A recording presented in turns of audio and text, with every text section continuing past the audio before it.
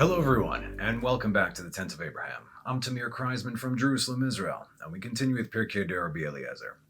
We're in chapter 38d. This one is under the title of Joseph, and this one is called Taken. Hallelujah Adonai kol goyim, shabechu kol ha'omim, ki gavar alenu chasdo ve'emet Adonai le'olam, hallelujah. Now, it's important to note that the foreshadowing of the judgments coming upon the house of Jacob are foreshadowing from the beginning of Genesis 37, verse 1, that reads, Vayeshev Yaakov be'eretz megorei aviv be'eretz Canaan. Jacob dwelt in the land of his father's sojourning in the land of Canaan. Now, we've discussed plenty of these things before when I was doing the Parsha teachings, but right now we're gonna point out some of these things, okay? We'll point out the spots. So we know that Isaac is from the side of judgment, which is why in the verse where we began, Joseph's origins last week specifically mentions Jacob's father, meaning Isaac, where he dwelt, right? That's our first hint. In other words, he's returning home to the place where his father's sojournings, not avotav, not his forefathers, meaning Abraham and Isaac, but specifically Isaac. Okay, so if you don't already know this, the faces beneath the throne of God, which consists of 4 different characters, also represent certain individuals. So you got the 4 faces of the Chayot, right? So on the top, we have Moses, right? There's 4. On the top, we have Moses, represented by the eagle. On the bottom, the face of man, we have Jacob. Okay, it's the face of Jacob, which is actually identical to man, meaning Adam. It's weird to say man and Adam because they're one and the same in Hebrew. It's Adam. Adam would be man, but you're also calling him Adam. So the face of man is both Adam and man, if you will. On the right, we have the lion, represented by Mashiach ben David, from the house of David, obviously. And on the left, we have the ox, represented by Mashiach ben Yosef, from the line of Joseph. The right is always mercy, while the left is always judgment. Again, don't look at judgment as a bad thing, right? Just think about it like this. If somebody's coming to you and you keep telling you keep telling your kid yes, you give your kid everything they want, at some point, what's going to happen? They're not going to know how to fend for themselves. They will fall down, they will collapse, their entire reality will crumble in on itself. Why? Because they've never heard the word no. When you tell someone no, that's judgment, that's din, that's gvura, that's dai, shaddai, el shaddai, right? This is how the world was created, through borders and boundaries, because then you just become their enabler. It's very simple. Sometimes when you love somebody, you tell them no because you love them. See how that works? Okay, let's go. So the right is always mercy, the left is always judgment. The middle, of course, is the balance of the two. Hence, Jacob received perfect mercy and judgment from Abraham and Isaac, claiming the Sephirah of Tiferet, splendor. And Moses, who is higher than anyone, who is also in the middle, included both mercy and judgments on a higher level. And in the end of days, it will be Moses who will cover and teach Torah to both Messiahs, Ben David and Ben Yosef, since God chose to give the Torah specifically to Moses, as this is his job, to teach. He is still our current teacher. This is why Moshe is the only person with the title of Rabbeinu, meaning Moshe Rabbeinu, our current rabbi. When we read from the sages, Rabbi this said that, Rabbi that said that, no one calls Rabbi Moshe. No. It's Moshe Rabbeinu, as in he's our current rabbi. Why? Since all the Torah learned and taught from that day forth comes directly through him. Now, let's continue. As we're about to see yet another hint for what's to come. Just know this is not, of course, the focus of the class, but it's good to know for general knowledge and a deeper Kabbalistic understanding. That's why, like we said, this is what Pirkei de Rabbi Eliezer is all about. We are looking at common stories that we know from the Torah, from so many different perspectives, from so many different levels. And the lad was walking, and he got lost along the way. This is when Jacob sent Joseph out, right? Why did Joseph get lost? Because he was a lad, he was young, he was inexperienced. The field is the outer region. Now, our future tzaddik and preserver of life needs to be refined. he needs to enter into the most inner chambers. So he got lost in the field, meaning on the outside. That was on the deeper side. But here's the basic understanding. Up until this point, he was always with his brothers when they were shepherding. Specifically, it says the sons of Bilhan Zilpah. But now, since he was sent out alone for the first time, he got lost. Now, again, there's the pshat and then there's the true understanding. Okay. Furthermore, the fields back then, they could be, absolutely massive. There are no people around, given the fact that it was private property owned by Jacob. And remember, the sons of Jacob would never, Jacob, right? The sons of Jacob are Jacob. They're Jacob's rep. You never allow your cattle or your sheep to graze on anyone else's land because that's called gzelah. That's stealing. You can't do that. You can't take something that's not yours. So they had to specifically be on whatever land they owned. And Gabriel the angel met him. Again, now we're reading from Pirkei Rabbi Eliezer. Did Gabriel, it met him. It actually says hit him. Vaifgabo hamalach Gabriel. So, Gabriel, did Gabriel actually hit him? No. But the language in Hebrew says, upagabo Gabriel malach. This word is poorly translated as met, or even in Genesis 28:11 with Jacob, as it says, vaifga bamakom va'elin sham. And he arrived at the place and lodged there because the sun had set, right? We discussed this vaifga. What does it mean to hit? Lifgoa, pega, boom, to get hit. This means that whatever happened suddenly without warning. All of a sudden, the sun set with Jacob. All of a sudden, a man appeared out of nowhere in the field. All of a sudden, boom, poof. In other words, if you're walking an empty field, you're going to see everybody or anybody around you. If this has ever happened to you guys, you walk in the desert, if you walk in an open area where you could see, people don't just appear, but all of a sudden, this man appeared. So for the sake of the people not losing their minds, and Gabriel the angel met him. We'll go with met him. As said in Genesis 37:15, then a man found him, and behold, he was straying in the field, and the man asked him, saying, what are you looking for?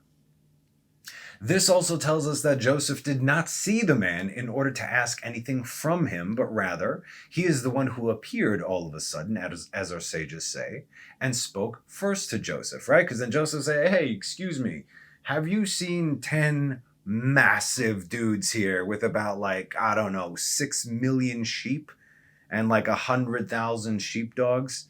No? Nothing? Okay. Obviously, that's why Gabriel is the one that spoke first to him. So here's yet another hint of what is to come, since Gabriel is the angel of judgment from the left side, foreshadowing the things to come. Vayimtsaehu ha'ish. Ish is Gabriel, as said in Daniel 9:21. ועוד אני מדבר בתפילה, והאיש גבריאל, אשר ראיתי בחזון בתחילה, מואף ביעף נוגע אליי כעת מנחת הערב.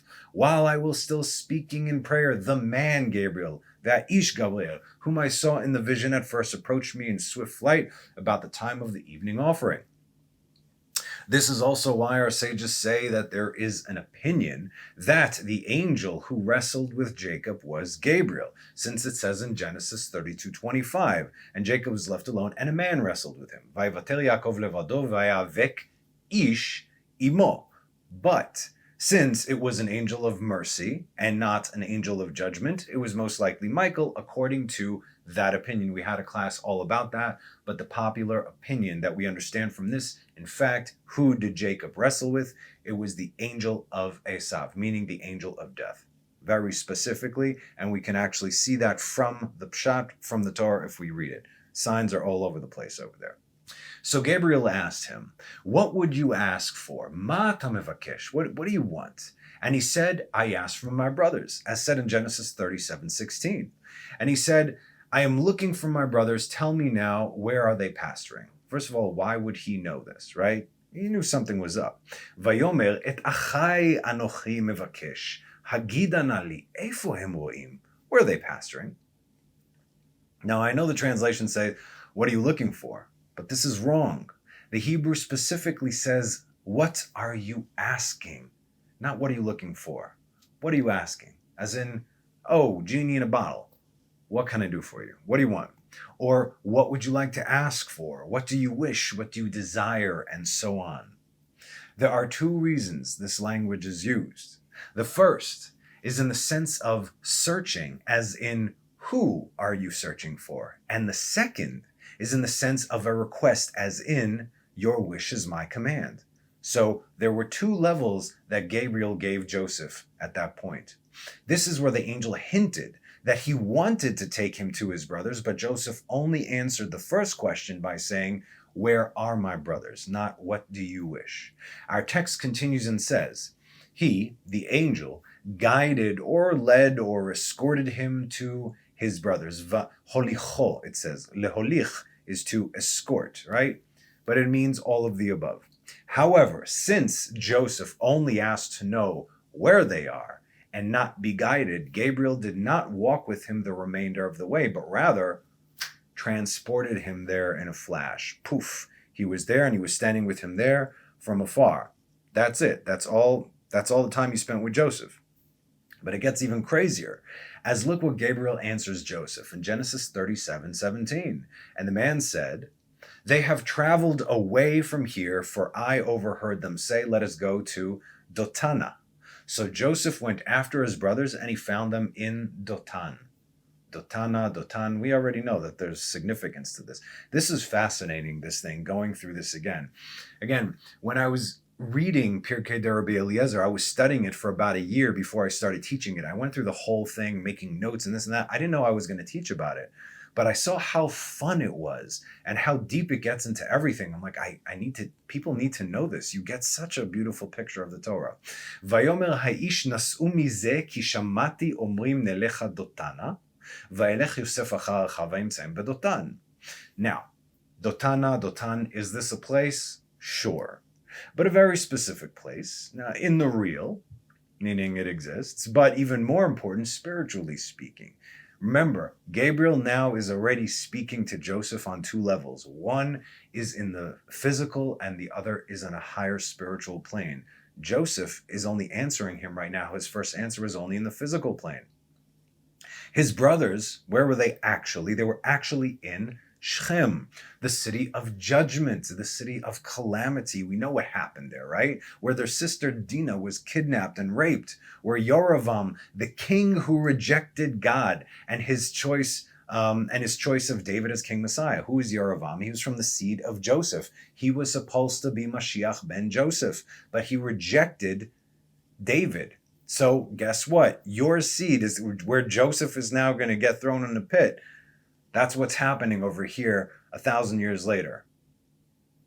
Less than 1,000 years later. Wait, actually, no. Close to it. Okay. Which caused Israel, i.e. Joseph, the 10 tribes to separate from Judah, going back to Shechem. When you're going to Shechem, the city of judgment, it's never a good thing. When Gabriel answered him, he told him of his brother's intentions as well as their location. Do you see the duality? Again, he told him of his brother's intentions as well as their location. Just as he spoke to him the first time, like we said, which had both spiritual and physical implications, now too, he is answering him in both the spiritual and in the physical. But Joseph, still a young and inexperienced lad, as the Torah says, he was lost along the way. It didn't mean that he was inexperienced. In other words, yes, this is the point in Joseph's life where he is lost and gonna be even more so. Joseph, because of this, chose the pshat. He chose the simple, the physical, and could not even hear what the angel was saying on any deeper level. How do we get to this? Gabriel said Dotana, and Joseph went to Dotan. But hold on just 1 minute now, okay? This was actually so much fun to research. The way it sounded out in the Hebrew, it actually says Dataina and Datan, not Dotana or Dotan, Dataina or Datan. Datan means according to their way or even their belief, as in Datan. What is your Da'at is knowledge, right? But ma ha'de'ah shelcha, what is your opinion? According to their way, Datan. So Joseph went according to his brother's way. I hope you understand what I'm saying here. Joseph, what was their opinion? What was the brothers' belief that Joseph walked right into? That Joseph, the opinion of the brothers, that Joseph was wicked based on his dreams and on his words, speaking evil of his brothers, having two dreams and saying, yeah, you guys are going to rule over me and my father and mother and so on and so forth. There was a certain arrogance over there. And the brothers centered their beliefs on the laws of the Torah. I had to go back and see which video I discussed all the things that I'm not saying over here, right? And it's the one called The Shape of Things to Come. You could look it up, okay? Now, I'm sure that if I give all the background in this specific video, it'll take way too long. But if you have any questions, that's what I'm here for. Please email me. Anyway, regarding Dotan, where Joseph chose to go, what Joseph said was true. He wanted his brothers. He desired his brothers. Why? To bring them peace. Shalom, the covenant. Joseph is Yesod, right?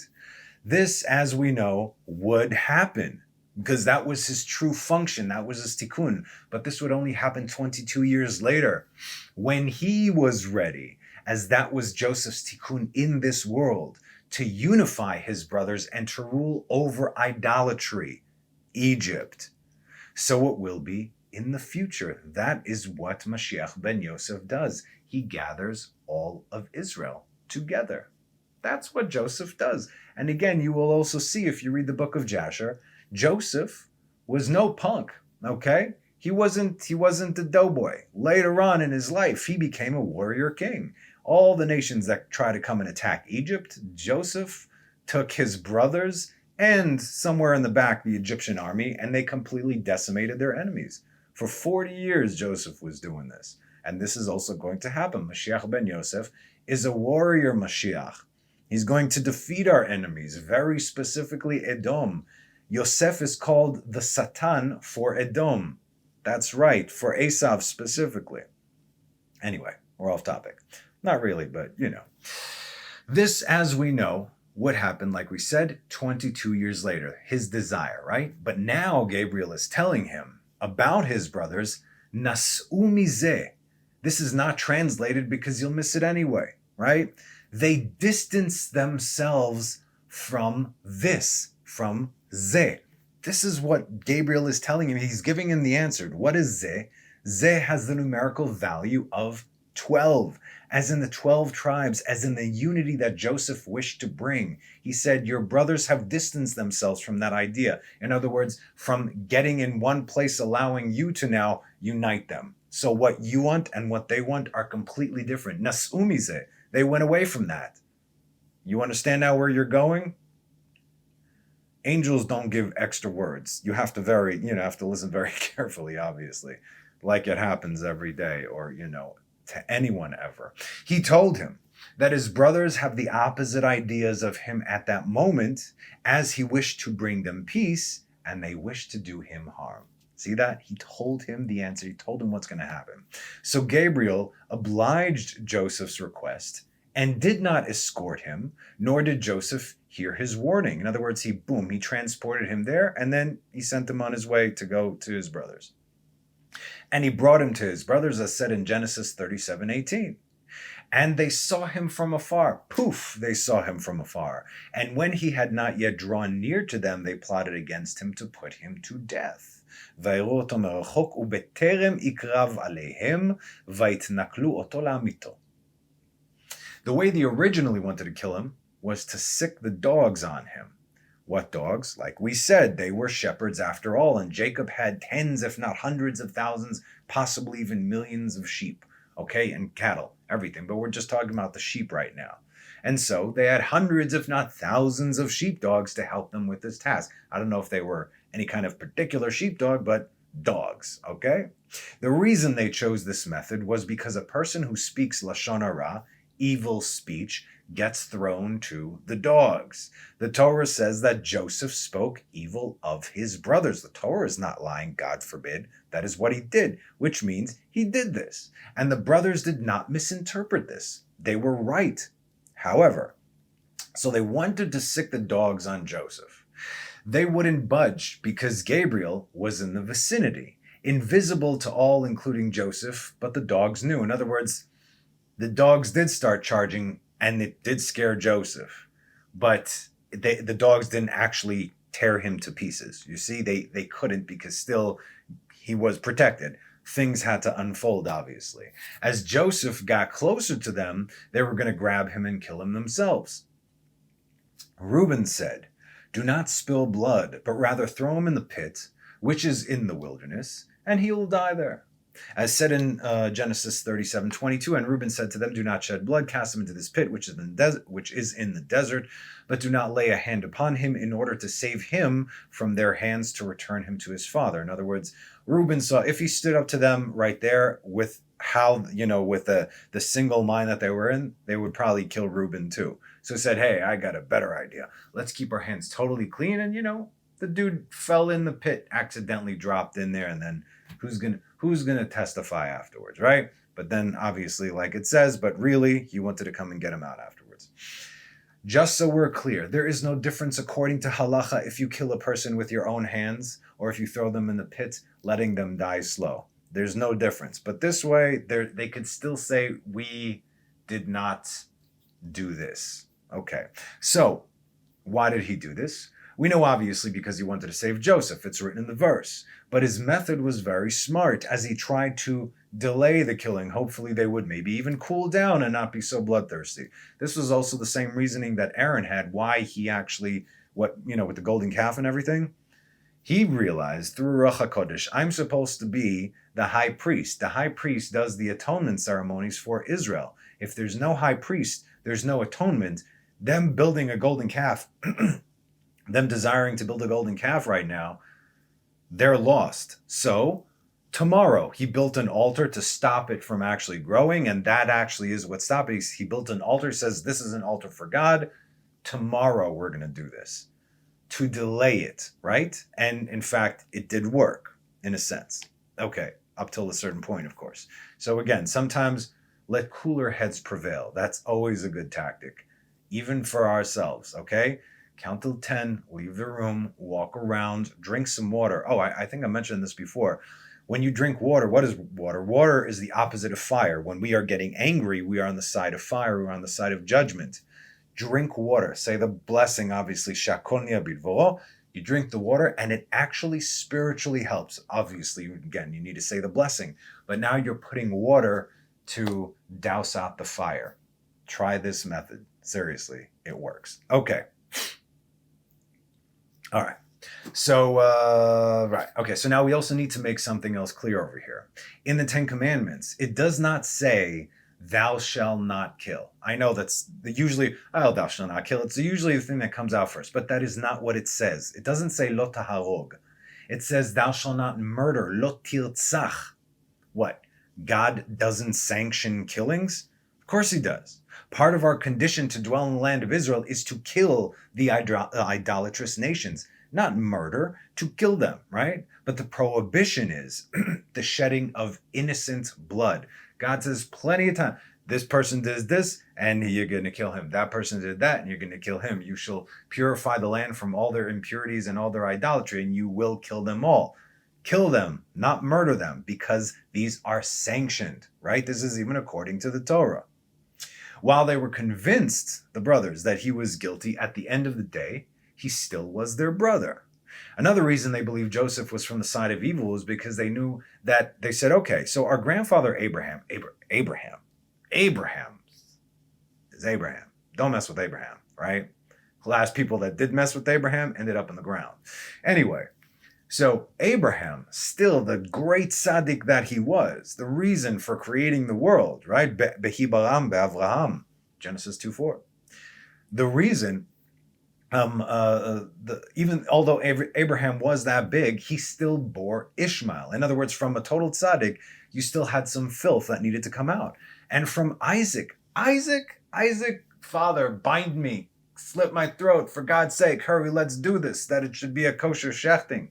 He gave himself, went against his own nature of judgment, right? That's why it worked. Abraham became like Isaac, and Isaac became like Abraham in that moment. So in any case, from Abraham came Ishmael, and from Isaac came Esav, the wicked Esav, Edom. That's our final enemy. We know this. The brothers knew this. So he says, okay, so clearly, and they were the firstborn from them. So now they're like, okay, so it happens. Our father, Jacob, the firstborn from Rachel, dude's evil. Makes sense. Let's take out the trash. We'll help our father out, right? So it's a simple deduction from their family history. That's all. So what did Reuben do? He went off to sit upon one of the surrounding mountains, only to come back at night and pull Joseph out from the pit. That's what he did. Our sages say that Reuben actually buried himself in the dirt so his brothers would not be able to feel his presence. Do you understand what kind of level they were on? This is, where do you think Star Wars gets all this? I can feel there's a disturbance. It's like one of those things. They can feel their brother. They feel that this is happening. So he went and buried himself in the dirt because he knows that they would be able to feel him just like he's able to feel them. 9 of his brothers were all sitting in one place with one heart and one mind, meaning one focus. Do you understand? When there is peace among men, be it Israel or the nations, God does not intervene regardless of what they do. But the moment that internal peace is broken, all the sins that have been accumulating come crashing down upon their heads. The examples of these are the generations of the flood, Sodom and Gomorrah, the kingdom of Ahab. What happened in the generation of the flood? What, it happened overnight? This was happening for over 1,000, more than 1,500 years of all the disgustingness that was happening over there. Why did God not destroy them then? The angel said, listen, you gave man this inclination, and he's acting upon his inclination. Wrongfully so, but in other words, God gave the inclination, but also there has to be a certain morality. They forewent any kind of morality, and they were just living in it. So God said, you know what, no problem. But in the meantime, every time they sinned, we're adding this, and everything is written down. The moment they started robbing from one another, Vatimale haaretz chamas, and the land began to be filled with robbery, or however it's poorly translated over there, that's when God said, enough. Now you guys are turning on one another. Not only am I punishing you for what you're doing now to one another, but everything that's been going on for 1,500 years, how long can you tread water? Right? Okay. What happened with Sodom and Gomorrah? We know that Sodom and Gomorrah was a reincarnation of the generation of the flood. They would have, not annual, 3 times a year, 4 times a year, several. Anyway, the same thing, generations of flood, with everyone and everything in there, murdering people that came in, not from their own, people that came in. We read it from the book of Jasher. But the moment that they killed one of their own, that's when the fire and brimstone came down. And we could read this in the Torah. Shamati et zakat stom. I heard her cry. Who was her cry? Likely it was Lot's daughter, again from the book of Jasher. She fed a poor man. Oy vavoy that she fed a poor man. They put honey all over her, and bees stung her to death. They tied her down on the roof. Terrible, terrible death. That is the cry that God heard. Next day, fire and brimstone. King Ahab of Israel. And it says that Ahab was one of the most wicked king in the history of Israel. From the north, right? Filled with idolatry. But as long as there was peace among them, even if they were living in idolatry, God did not intervene. The moment they turned on each other, that's when his kingship ended. All wicked. All these guys are wicked in their own right, filled with idolatry and sexual immorality. But the moment bloodshed entered into the mix, it was death by water, fire and brimstone, and the sword. That's what happened. So, with the 9 sons of Jacob, all in one mind, you better believe that God didn't intervene. In fact, I'll do you one better. We know the power of the minyan, yes? When 10 men get together to pray, that's all you need. That's why you have to go to a minyan. Minyan, 10 men. You cannot do it with 9. You do it with 10 plus. So why does our text, and of course the Torah, make it a point to show that there were 9? God himself became the 10th to go along with their scheme. And remember, God knows what is going to happen, obviously. This had to happen. God is the one that set this whole thing up. And since God agreed with the brothers, this is why it was also hidden from Jacob. We're going to delve into this in this class and in the next class, as they made a pact not to disclose this to their father, obviously.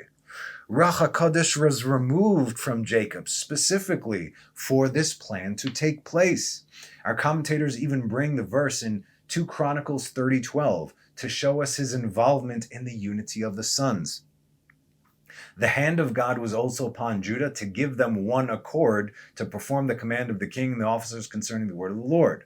Gam beYehuda hayta yad haElohim latet lahem lev echad.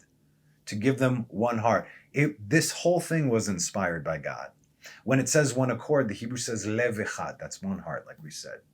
Now, there are many other details here in the story, as we know it, including the deep spiritual hints as to what was in the pit and what was not in the pit, right? Snakes and scorpions, but no water, right? But we're not getting into that right now. We've already covered that. And if not, then maybe another time, but not now. What we do have to say is this. What they were judged for was not the fact that they wanted to kill him based on his actions, as ridiculous as they may sound, right? What did they actually do here? What they were judged for was the way that they went about it. First, by sicking the dogs on him. That is unkind. That is disgusting behavior. And second, we can see in verse 25. Let's just read verse 24 first. And they took him and they cast him into the pit. Now the pit was empty and there was no water in it. Okay? Right. And they sat down to eat a meal. It says, Vayeshvu le'echol lechem. They sat down to eat bread. Even if your brother is guilty, even if any man is guilty, your enemy, doesn't matter, and you toss him in a pit with snakes and with scorpions, pitch black, and he is screaming in terror, alone in the dark, not knowing what he did, in this case Joseph, he didn't know what he did, as he is now betrayed by his own kin, you can sit down while he's screaming and you can have a meal? You have an appetite? There is a problem here, you see? This is not betraying any kind of law in the Torah. This is basic morality. This is basic derech eretz. This is basic understanding of how not to be. Not only is this somewhat torturous, but that is behavior unbecoming of the sons of Jacob. I should be unbecoming of anybody, let alone the sons of Jacob. That is the way of the nations, to be empathetic towards the suffering of others. Yeah, sure, as much as possible. Torture them. It's all good.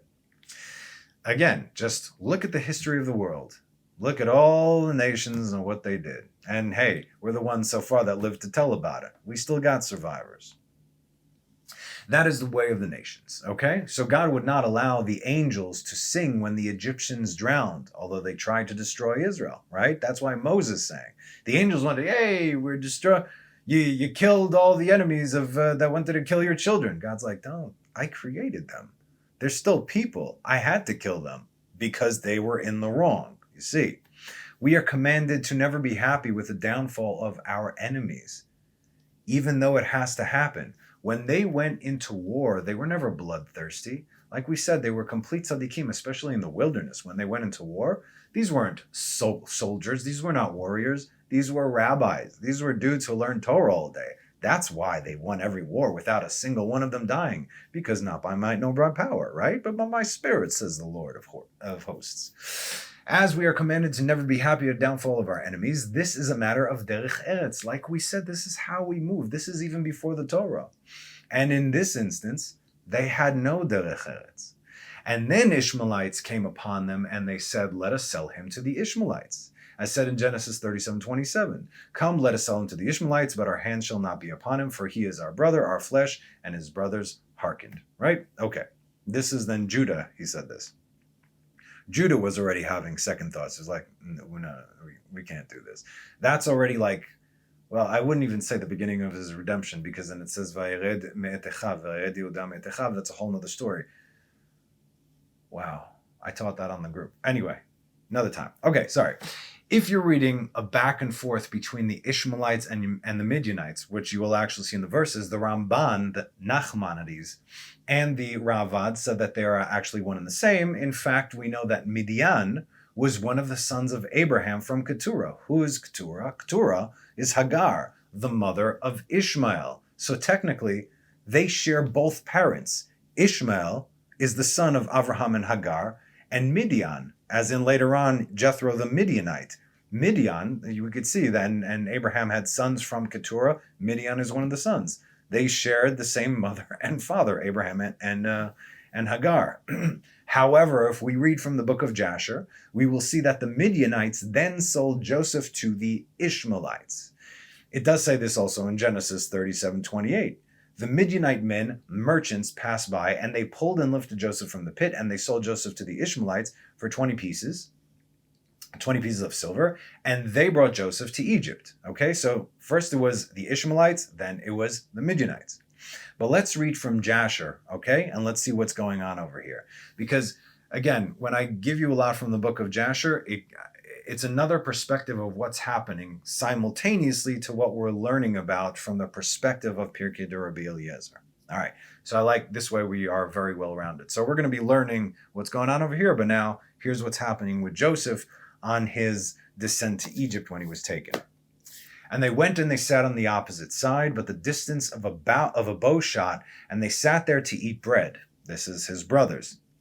And whilst they were eating, they held counsel together what was to be done with him, whether to slay him or to bring him back to his father. They were holding the counsel when they lifted up their eyes and saw, and behold, there was a company of Ishmaelites coming at the distance by the road of Gilead, going down to Egypt. And Judah said unto them, what gain will it be to us if we slay our brother? God will then require him from us. This then is the counsel proposed concerning him, which you shall do unto him.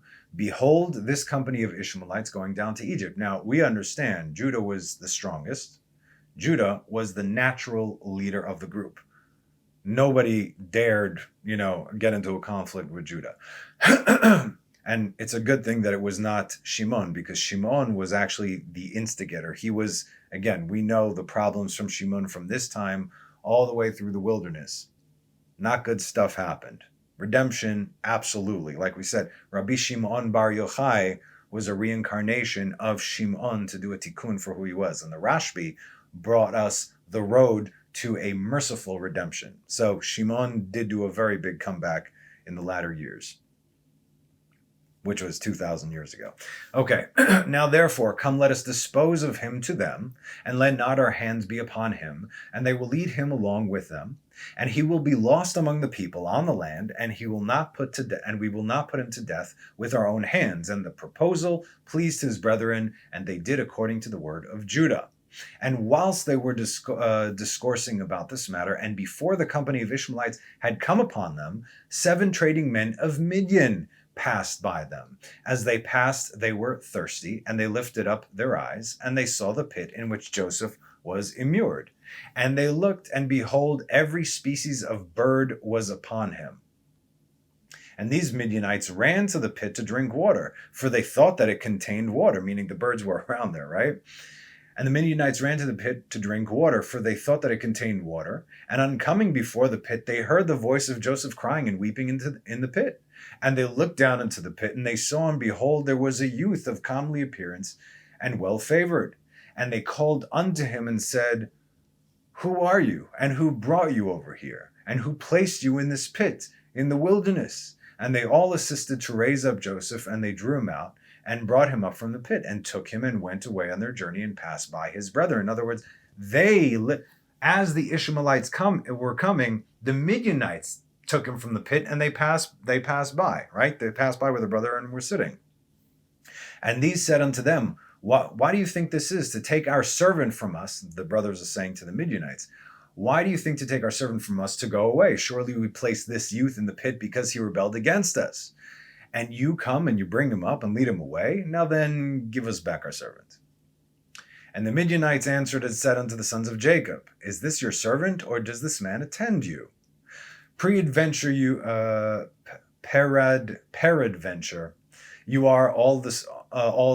you're all his servants, for he is more comely and well favored than any of you. In other words, Joseph's better looking and better kept than all of you. Obviously, they're shepherds. He dwelt in the tent, right? And why do you speak falsely unto us? Now, therefore, we will not listen to your words, nor attend to you, for we found the youth in the pit in the wilderness, and we took him. We will therefore go on. And all the sons of Jacob approached them and rose up to them, and they said to them, give us back our servant, and why will you die by the edge of the sword? Like, really? You want to do this? Chaval, it's such a nice day. And the Midianites cried out against them, and they drew their swords and approached to fight with the sons of Jacob. I guess they were nuts. What, like you guys don't know who we are? And behold, Simeon rose up from his seat against them, and sprang upon the ground, and drew his sword, and approached the Midianites, and he gave a terrible shout before them, so that now they're unleashing the powers of the sons of Jacob, like we saw from the wars, right? So that his shouting was heard in the distance, and the earth shook at Simeon's shouting. And the Midianites were terrified on account of Simeon, of Shimon, and the noise of his shouting, and they fell upon their faces and were excessively alarmed. And Simeon said unto them, verily I am Simeon the son of Jacob the Hebrew, who have only with my brother, meaning Levi, right, destroyed the city of Shechem and the cities of the Amorites. So shall God moreover do unto me, that if all your brethren, the people of Midian, and also the kings of Canaan were to come with you, they could not fight against me. He just threatened all of the Midianites, not just these 7 that arrived over there. He says, I'm going to go kill everybody. Now therefore give us back the youth whom you have taken, lest I give your flesh to the birds of the skies and the beasts of the earth. And the Midianites were more afraid of Simeon, and they approached the sons of Jacob with terror and with fright, and with pathetic words, saying, surely you have said that the young man is your servant, and that he rebelled against you, and therefore you placed him in the pit. What then will you do with the servant who rebels against his master? Now therefore sell him to us.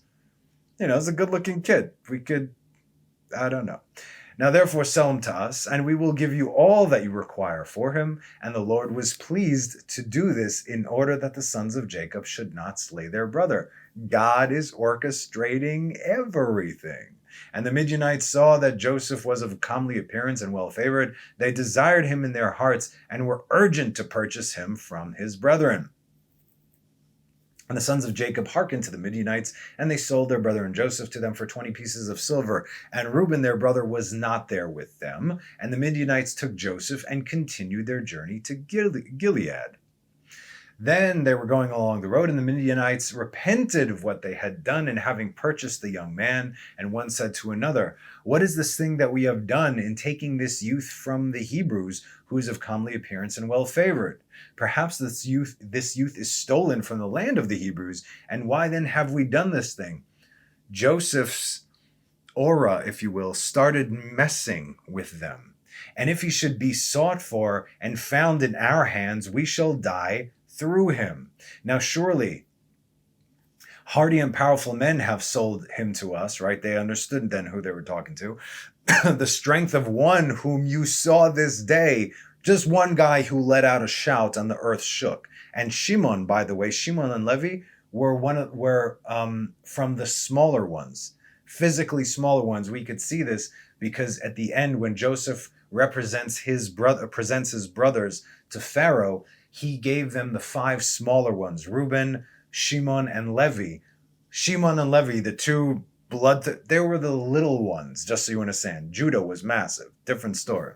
Perhaps they stole him from his land, and their might, with their might and with their powerful arm, and have therefore sold him to us for the small value which we gave unto them. And whilst they were thus discoursing together, they looked, and behold, the company of Ishmaelites, which was coming at first, and which the sons of Jacob saw, was advancing towards the Midianites. And the Midianites said to each other, okay, it's a hot potato. We got to get rid of this right now. Come, let us sell this youth to the company of Ishmaelites who are coming towards us, and we will take from him the little that we gave for him, because really 20 pieces of silver is nothing, let alone for a dude like Joseph, and we will be delivered from this evil. And they did so. And they reached the Ishmaelites, and the Midianites sold Joseph to the Ishmaelites for 20 pieces of silver, which they had given for him to his brethren. And the Midianites went on their road to Gilead, and the Ishmaelites took Joseph, and they led him upon one of their camels, and they were leading him to Egypt. And Joseph heard that the Ishmaelites were proceeding to Egypt, and Joseph lamented and wept at this thing, that he was to be so far removed from the land of Canaan, from his father, and he wept bitterly whilst he was riding upon the camel. And one of their men observed him, and made him go down from the camel and walk on foot. And notwithstanding this, Joseph continued to cry and to weep, and he said, "Oh, my father, my father." And one of the Ishmaelites rose up and smote Joseph upon the cheek. And he still continued to weep, and Joseph was fatigued in the road, and was unable to proceed on account of the bitterness of his soul. And they all smote him, all the Ishmaelites, our beloved cousins. They still do that today. And they all smote him and afflicted him in the road. And they terrified him in order that he might cease from weeping. Shut your mouth and keep walking. And the Lord saw the ambition of Joseph and his trouble, and the Lord brought down upon those men darkness and confusion. And the hand of everyone that smote him became withered. Can't lift your hand anymore. What's going on over here? And they said to each other, "What is this thing that God," yes, God, these are Ishmaelites. What? Ishmaelites. They're the sons of Abraham. They know.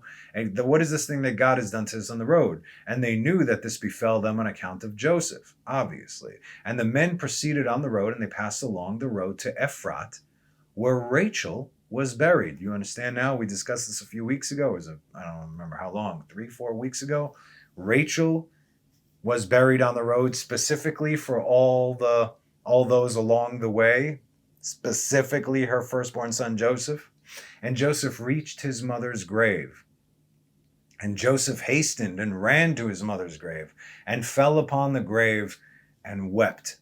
That's right. Where we live right now, it's on a place called Derech Hebron, the way to Hebron, because directly south from us, 5 minutes, is Rachel's tomb. Directly north from us, 5-10 minutes, even closer, is Temple Mount. So we are on that road from Ephrat directly to Temple Mount, and Rachel is buried right on that road. Because you go further down, that's where you have Ephrat, and further down from that is where you have Hebron, the cave of Machpelah, where the Avot and the Imot are buried, except for Rachel.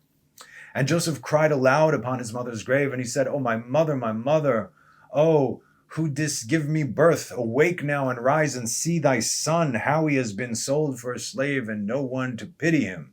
Oh, rise and see thy son, weep with me on account of my troubles, and see the heart of my brethren. Arise, my mother, arouse, awake from thy sleep, and direct thy battles against my brethren. Oh, how have they stripped me of my coat, and sold me already twice as a slave, and separated me from my father, and there is no one to pity me." Did they do it twice? No, they did it once, but still, because they did it once, whatever happens to him there, then is on them, right? It's their responsibility. Arouse and lay thy cause against them before God, and see whom God will justify in the judgment, and whom he will condemn. Rise, O my mother, rise, awake from thy sleep, and see my father, how his soul is with me this day, and comfort him, and ease his heart. And Joseph continued to speak these words, and Joseph cried aloud, and wept bitterly upon his mother's grave, and he ceased speaking, and from the bitterness of heart he became still as a stone upon the grave. And Joseph heard a voice speaking to him from beneath the ground, which answered him with bitterness of heart, and with a voice of weeping and praying in these words, my son, Joseph, I have heard the voice of thy weeping and the voice of thy lamentation. I have seen thy tears. I know thy troubles, my son, and it grieves me for thy sake, and abundant grief is added to my grief. Now therefore, my son, Joseph, my son, hope to the Lord, and wait for him, and do not fear, for the Lord is with thee. He will deliver thee from all troubles. Write this down. God sees and hears everything, but we have to talk to him. And remember, a lot of times we're like, oh, and we look up to the heavens. It's a natural thing because we think God is up there. Is God not in the corner on the floor? God is everywhere. So you could do that. You don't have to shout. God hears you. In fact, you don't even have to speak. A lot of times we see, for instance, Hannah's prayer. She didn't speak words. One of David's prayers, where he acted like a fool to get out of being murdered. He pretended to be mad, right? He wasn't saying any words, but he was praying in his heart. His heart was broken. God hears everything, right? He's not like, he knows what you're going to say outside of space and time. Remember this. He will deliver you from all trouble. Rise, my son. Go down to Egypt with thy masters. They are your masters now. And do not fear, for the Lord is with you, my son. And she continued to speak like these words unto Joseph, and she was still. So she kept on. She encouraged him. She said, God is with you. He's taking care of this. Egypt is where you need to go. And Joseph heard this, and he wondered greatly at this, and he continued to weep. And after this, one of the Ishmaelites observed him crying and weeping upon the grave, and his anger was kindled against him, and he drove him from there, and he smote him and cursed him. Oy, they never learn. They never learn. And Joseph said unto the men, May I find grace in your sight to take me back to my father's house, and he will give you an abundance of riches. This was true.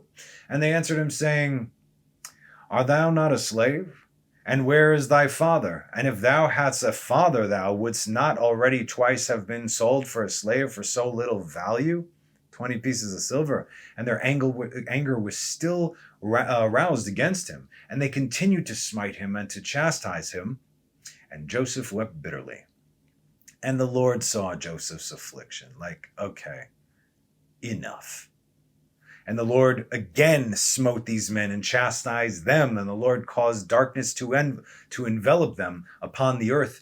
And the lightning flashed, and the thunder roared, and the earth shook at the voice of the thunder and of the mighty wind. And the men were terrified and knew not where they should go.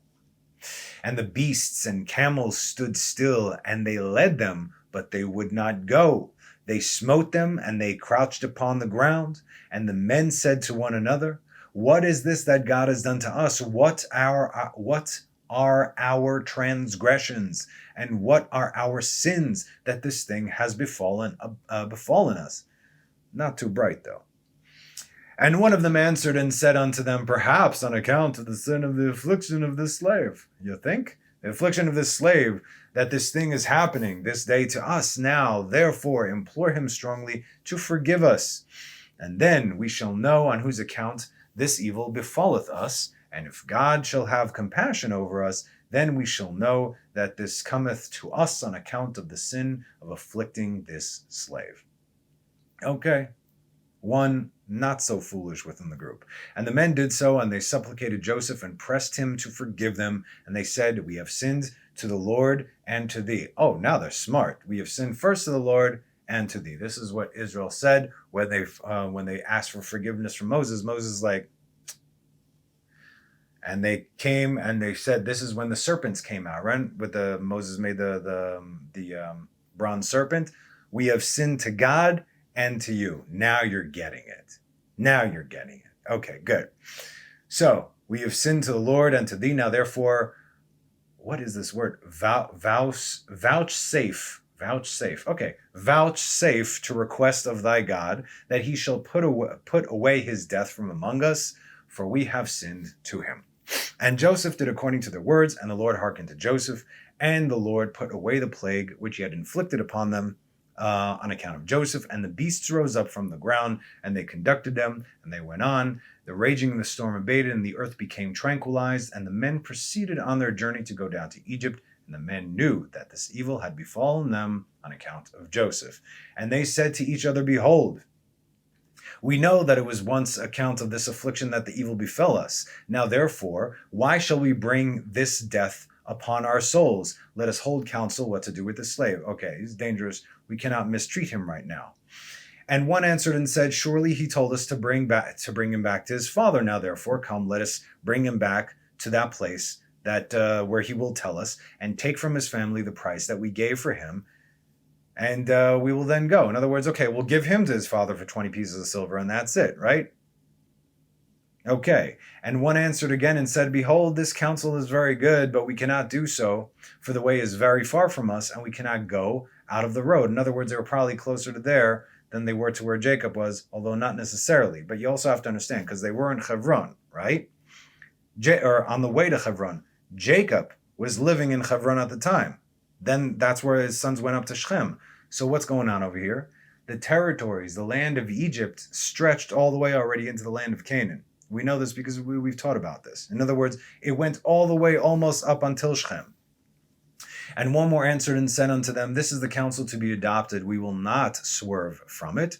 Behold, we are this day going to Egypt. And when we shall have come to Egypt, we shall sell him there at a high price, and we will be delivered from this evil. At least let's make a buck for all the troubles, right?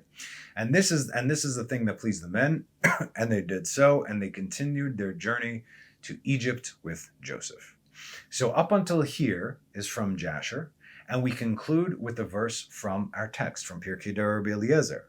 They took him to the edge of the desert, and his father Jacob no longer heard him. Same thing, like the brothers would be able to hear or feel Reuben. Jacob and Joseph were so connected. Ele toldot Yaakov Yosef. These are the generations of Jacob, Joseph, meaning the way it's translated in English. These are generations of Jacob. Joseph was 17 years old. But the way it is written, Ele toldot Yaakov Yosef, Jacob, Joseph, together, they are as one. They are Tiferet, they are Yesod. And it said that Joseph looked exactly like his father, Jacob. They were identical, just like Isaac looked exactly like Abraham. And we know that Jacob looked like Adam. So Joseph looked like Adam. And Adam was one of the better looking dudes in the world. Therefore, so was Joseph. So was Jacob. And definitely it says, Joseph was known to be a very good looking guy. So anyway, thus concludes our class for today. Stay tuned for next week as we get behind the scenes, a sneak peek into just how something like this could take place. So remember, first of all, I want to thank everybody for joining me. This is our last teaching this year because this Shabbat we have Rosh Hashanah. It's a new year, Tafshin Pei Daled, although in our current calendars, for now, anyway. So focus on this day, okay?